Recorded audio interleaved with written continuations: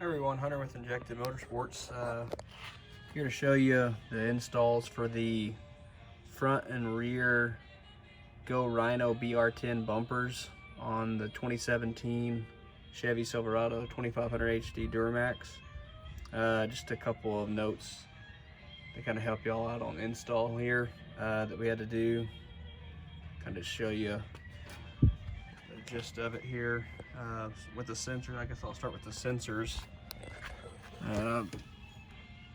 See how we did here. We used the factory plastic mount. This one doesn't have them, of course, because it's fastened into the older bumper. We just used a little bit of a Gorilla Glue on the back side and it held it just fine.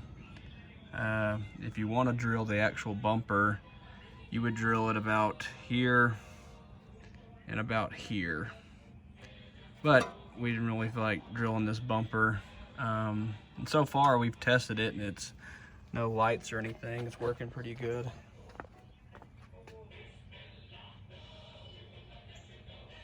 Put the rigid diffused lighting in there.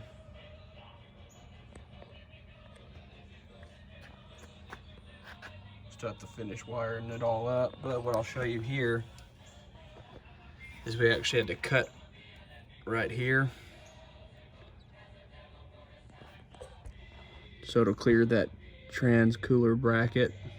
We had to cut off the little notches here so it'll clear underneath. Those are the two biggest mods that take a little while,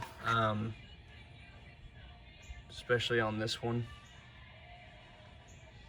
Overall, bumper is very solid.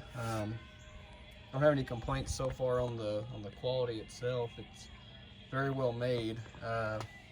Just a few little things I would change on the install, especially on the inside brackets down in here underneath.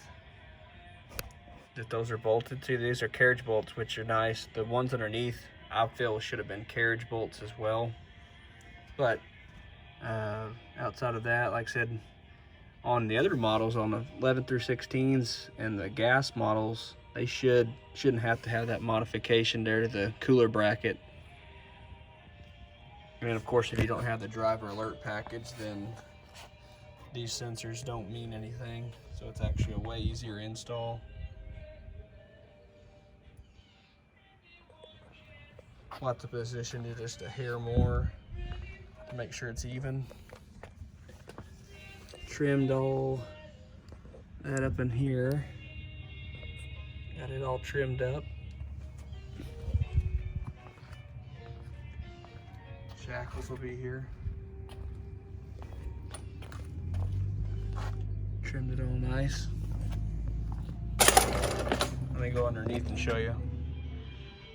So underneath here, there's your pod. Ran the wire up top here. Like I said, grounded it here. So I've not finished zip tying everything up. This plug is for your harness. Ran it here. I'll have to cut this a little bit more here, because when you cut those tabs, it'll actually cut the mounting off of it, as you can see.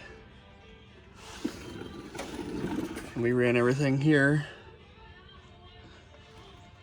Those are the bolts right here I thought should have been carriage bolts on each side. But like I said, so far it's a really solid bumper. Don't have any complaints there. Mounted at each side almost 3 1/2 inch.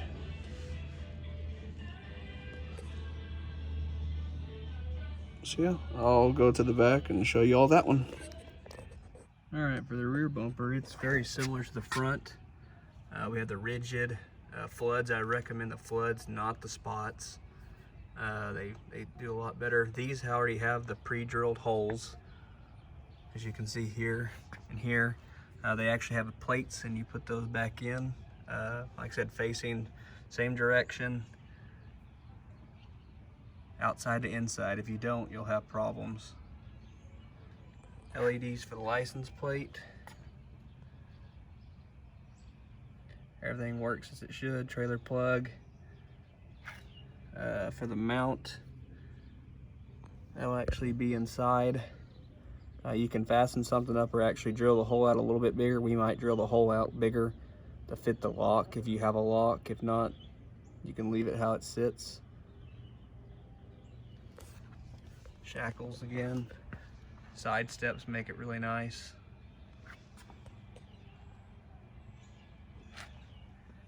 Now I'll go underneath. Okay, underneath here, what I would recommend, you do have to obviously move your spare out of the way to get some more access. But that bolt under here, that is your bed mount. That is one of them. And your other is back up here. You have to loosen both of those to slide those in. So you can slide you can get the old bumper out and slide a new one in. The old bumper, we had to loosen up pretty good, put a jack under it, under the frame there, and jack up the bed a little bit, and that actually helps you slide it out real nice and easy.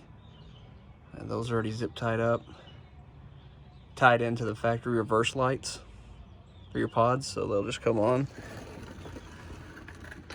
So you can see here, ran it, wired up. You'll tie in right here. That's the plug on the far right hand side if you're looking up into the driver's side. Grounded it here. Tied everything up out of the way. The rears were a little bit more simple of an install. You didn't have as many little mods, but just a couple little things to help out. I do recommend 2 people, or at least some kind of a couple jacks to, if you're doing it by yourself, to help you doing it, because it is kind of a pain to get the old one out. Outside of that, that's about it.